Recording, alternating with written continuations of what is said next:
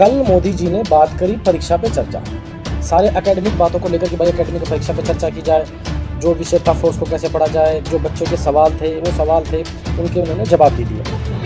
लेकिन यार मेरे मन में कुछ कसक सी रह गई, कुछ छोटी सी चीज़ें रह गई मेरे मन में कि मोदी जी ने उनके ऊपर बात क्यों नहीं करी जो बेचारे कॉम्पिटिटिव एग्जाम की तैयारी करते हैं, जो प्रतियोगी परीक्षाओं की तैयारी करते हैं। इनका क्या दोष है, इनके ऊपर बात क्यों नहीं करते? आप इन चीज़ों को समझो तो सही। मोदी जी के जन्मदिन के ऊपर भी बेरोजगारी का मुद्दा ट्विटर पे ट्रेंडिंग में था, लेकिन मोदी जी को क्या इतना भी नहीं सोचना चाहिए कि यार बेरोजगारी के मुद्दे पर बच्चों को गिफ्ट के तौर पर दे दिया जाए कि भाई सारी वैकेंसी टाइम पर निकलेंगी, सारी वैकेंसी का पेपर टाइम पर होगा। लेकिन बिल्कुल उनके कान पे जू तक नहीं रही और ये बहुत ज़्यादा ही गलत हो रहा है। आप खुद देखो ना, कल बात क्या हुई, एक छोटा सा इंसिडेंट बताता हूँ। मेरी एक छोटी सी सिस्टर है, संजना समेले नाम है उसका, तो उसने 12th कर ली। तो मैंने उससे बोला बहन आजकल आप क्या कर रहे हो? तो बोली भैया कुछ नहीं। मैंने कहा आप एक काम करो, आप ना तैयारी कर लो SSC वगैरह की। हंसने लगी जोर से, यूँ बोली 17 का एग्जाम 17 में नहीं, 18 का एग्जाम 18 में नहीं, 19 का एग्जाम 19 में नहीं और 20 के एग्जाम 20 में नहीं, आप मुझे ऐसे दलदल में फंसाओगे। मैंने कहा बात तो सही। यूँ बोले भैया कोई भी एग्जाम टाइम पे हो ही नहीं रहे। अब रही बात वैकेंसी की, सरकार को बिल्कुल ध्यान है ही नहीं। वैकेंसी आप यूपीएससी की 2014 की वैकेंसी देखेंगे तो उसमें 1364 पोस्ट थी। यूपीएससी की 2014 में 1364 पोस्ट थी, 2015 में 1164 हुई है और घटते घटते घटते 2020 में आके 796 हो गई। ये हालत देखो, वैकेंसियां गिरती जा रही हैं, ऊपर से एग्जाम नहीं होना। ठीक है, अब बात करने थे एसएससी की। चेयरमैन जो सबसे बड़ा बोर्ड है, 2012 में एसएससी की वैकेंसी 16,119 थी, 2013 में 15,146 होती हैं। ऐसे ही करते करते 2020 आते आते 6506 हो गई हैं। मामूली सी 7,000 वैकेंसी बनी है टोटल। देखो मोदी जी चर्चा करते हैं कि परीक्षा पे चर्चा, मतलब कि बच्चों को ऐसा पढ़ाओ, ये करो, इतना ध्यान दो। ये एकेडमिक शिक्षा देने के बाद भी तो दिक्कत रह जाएगी। बच्चा करेगा क्या उस डिग्री को इकट्ठा करके?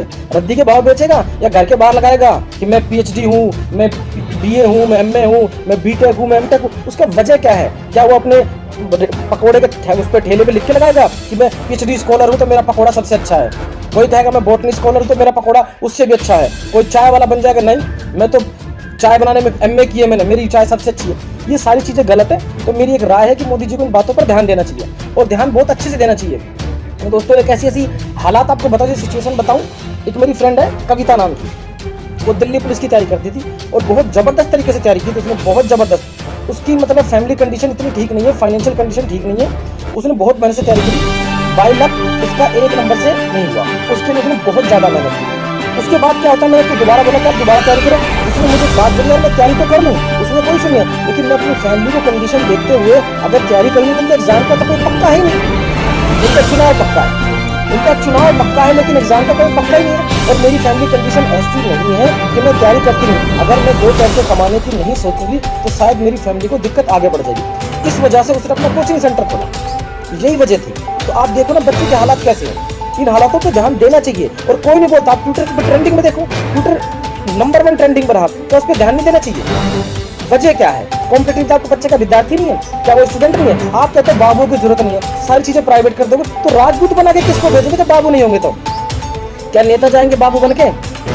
बताओ, नेता जाएंगे बाबू बन के? ये चीजें मोदी जी से मेरी रिक्वेस्ट है, बहुत बड़ी विनती है। हम सब आपको मानते हैं, हम सब आपको बहुत ज़्यादा चाहते हैं मोदी जी। तो मेरी आपसे रिक्वेस्ट है, विनती है कि प्लीज़ इन मुद्दों को उठाएं और कॉम्पिटिटिव एग्जाम के जो पेपर है, उनके भर्ती का फॉर्म है, वो बिल्कुल बियॉन्ड टाइम रखें। 2-4-5 दिन चलता है। आप देखो ना 2018 का SSC का रिजल्ट 2021 में आता है। जिस बच्चे ने 2018 में भरा होगा फॉर्म, उसका लास्ट अटेम्प्ट रहेगा या सेकंड लास्ट अटेम्प्ट रहेगा, वो 2021 में आते आते ओवर एज हो गया, अब वो बेकार हो गया। उसने BTech की, MTech की, BA किया, MA किया, जो भी किया, उसकी लाइफ तो खराब हो गई। आपने तो कहा परीक्षा चर्चा धैर्य बनाए रखो, ऐसा करो, इससे होगा क्या? एट द एंड उसके पास बेरोजगारी हो ना, धैर्य बनाने से मतलब क्या रहा? इन चीज़ों को आपको ध्यान देना चाहिए। ये मेरी आपसे गुजारिश है, विनती है। मैं स्टूडेंट का दर्द समझता हूँ, सारी चीज़ों को मानता हूँ, इसी में अपनी बात आप तक पहुँचाना चाहता हूँ और मैं हाथ जोड़ के आपके पैर पड़ के विनती करता हूँ कि मोदी जी प्लीज़ इन बातों पर एक्शन लीजिए, प्लीज़ एक्शन लीजिए। आप चाहेंगे तो सब कुछ हो जाएगा। आप अपने कमीशन को बोलिए कि इन चीज़ों को थोड़ी सी भर्ती प्रक्रिया को तेज करें, एग्जाम टाइम पे। रेलवे का पेपर देखो, NTPC का दिसंबर से अब तक चलता चला आ रहा है। क्या वजह इन चीज़ों की? इतना बड़ा एग्जाम, कितने दिन तक एग्जाम चलता है? मान लिया 20 लाख बच्चे, 30 लाख बच्चे हैं, यूपीएससी भी तो दिन में कंडक्ट कराती है, SSC भी तो 15 लाख बच्चों के एग्जाम 2 दिन, 4 दिन, 10 दिन, 20 दिन में करा देती है। आप एग्जाम 4-4 महीने चल रहे हैं। देश में 125 करोड़ जनता है, 130 करोड़ जनता है, उसके चुनाव के लिए आप 2 चरण में चुनाव करा लोगे, 3 चरण में चुनाव करा लोगे और इतनी जल्दी हो जाता है, उसका रिजल्ट पर टाइम पड़ जाता है। लेकिन यहाँ पर एनटीपीसी के बच्चों का एग्जाम 7 फेज में, 8 फेज में, और अभी भी कब तक चलेगा कुछ पक्का पता नहीं है और शायद कोई भी नहीं जानता। तो मेरी आपसे गुजारिश है, इन बातों पर बहुत गंभीरता से ध्यान दीजिए, वरना हमारा यूथ डिग्रियां तो इकट्ठी कर लेगा लेकिन वो रद्दी के भाव से बेच नहीं पाएगा। इससे क्या होगा, वो अवसाद मतलब डिप्रेशन में जाना, बहुत सारी चीजें आती हैं। माँ बाप बच्चों को पढ़ा देते हैं अच्छे से अच्छे स्कूल में जाओ और अच्छे स्कूल में जाओ, उसका वजह क्या है? बहुत अच्छी डिग्री ले ली आपने, बहुत अच्छे कॉलेज से बीए कर लिया, एमए कर लिया, ग्रेजुएट हो गए, पोस्ट ग्रेजुएट हो गए, फिर उसके बाद उसका रिजल्ट क्या है? रिजल्ट तो ही नहीं। और जब तक बच्चे के पास अपनी काबिलियत के अनुसार चीजें हासिल नहीं होती, उसको मुकाम हासिल होता, तो उसका फिर उसको ही देख के चीजें पीछे वाले गिरते जाते हैं। अब जैसे बताया ना, संजला समय मेरे बहन ने मुझे कहा कि भैया आप देखो ना एसएससी की हालत क्या है, तो बेचारे ने भी 12th की है, एसएससी की हालत क्या है, वो डर रही है एसएससी की तैयारी करने।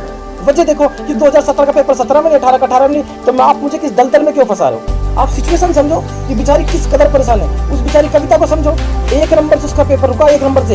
इवन मैंने उसको 3 बार चेक किया, 4 बार चेक किया। अब उसके मन में क्या आया कि मैं तैयारी करूंगी तो फिर मैं अपने घर को कैसे संभाल पाऊंगी। उसको मजबूरी में ट्यूशन सेंटर खोलना पड़ा, जिसकी वजह से उसे जद्दोजहद करनी पड़ती है। मैंने कहा तैयारी करना नहीं चाहता, जो बच्चा 1 नंबर से रहा है उसमें कुछ तो काबिलियत रही होगी, कुछ तो तब तो 1 नंबर तक ऐसी सिचुएशन रही है। अगर आपको 1% भी ऐसा लगता है तो मैं आपको रोल नंबर तक शेयर कर दूंगा हर चीज के। तो मोदी जी आपसे रिक्वेस्ट है, आपने परीक्षा पे चर्चा की, बहुत अच्छी बात है, बच्चों का मनोबल बढ़ाया, उससे भी अच्छी बात है। लेकिन जो ये प्रतियोगी परीक्षा के अभ्यर्थी हैं, प्लीज इन पे भी ध्यान दीजिए। 2 शब्द अगर आप इन पे भी कह देंगे, इनकी वजह से 2 शब्द इन पे कह देंगे तो इनका भी भला हो जाएगा। आपकी वजह से कमीशन थोड़ा तेज काम करेगा, और कमीशन अगर तेज काम करेगा तो सारी चीजें सुचारू रूप से चल पाएंगी। हम सब जानते हैं कोरोना से सब परेशान है, बिल्कुल सही बात है, हम सब आपका साथ है, लेकिन ऐसा तो मत कीजिए ना कि बच्चा बिल्कुल टूटता चला जाए। जो 2018 में सेकंड लास्ट अटेम्प्ट था, 2021 में उसका रिजल्ट आया, किसी कारण उसका नहीं हुआ, वो तो ओवरेज हो गया, उस अपनी जिंदगी में क्या करेगा? सोच के देखिए, ऐसे एक एग्जाम्पल नहीं, ना जाने कितने एग्जाम्पल है। तो मैं आपसे चाहूंगा, आपसे मेरी विनती है, हाथ जोड़ के गुजारिश है कि Modi ji please please please please अब प्लीज अब की बार सिर्फ रोजगार पे बात, अब की बार सिर्फ रोजगार, अब की बार सिर्फ रोजगार। प्लीज मेरी आपसे विनती है, हाथ जोड़ के गुजारिश है। आप हमारे पीएम हैं, हमारे प्रधानमंत्री देश के, हम सब आपको बहुत ज्यादा चाहते हैं, इसीलिए आपसे विनती कर रहे हैं प्रधानमंत्री जी, प्लीज कुछ सोचिए जरा, हम हमारे लिए भी सोचिए, उन यूथ के लिए सोचिए। अगर यूथ नहीं रहेगा ना तो हमारा देश बूढ़ा हो जाएगा, और यूथ ही देश को आगे बढ़ाएगा। तो आपसे रिक्वेस्ट है, विनती है, इन्हीं शब्दों के साथ मैं विराम लेता हूं और आपसे गुजारिश करता हूं और आशा करता हूं कि आप मेरी बातों को, प्लीज आप मेरी बातों को थोड़ा सा 1% भी अगर इस पर सोच पाएंगे तो शायद कुछ हल निकल पाएगा। बहुत बहुत धन्यवाद मोदी जी, बहुत बहुत धन्यवाद मेरे भाइयों। सब भाई साथ देना और कोशिश करना इन मुद्दों पे अपनी बात कही जाए, अपनी राय व्यक्त की जाए। राय व्यक्त करना गुनाह नहीं है। हम अगर अपनी बात को नहीं रखेंगे तो हमारी बात आगे तक कैसे पहुंचेगी? सरकार हमारे ऊपर है, हमारे एज ए गार्जियन है, तो गार्जियन को अपनी समस्या तो बतानी चाहिए ना, तब तो गार्जियन सोल्यूशन निकालेगा। इसलिए मैं चाहता हूँ आप सब भी कोशिश कीजिए ऐसी बातों को उठाने का। बहुत बहुत धन्यवाद। जय हिंद। भारत।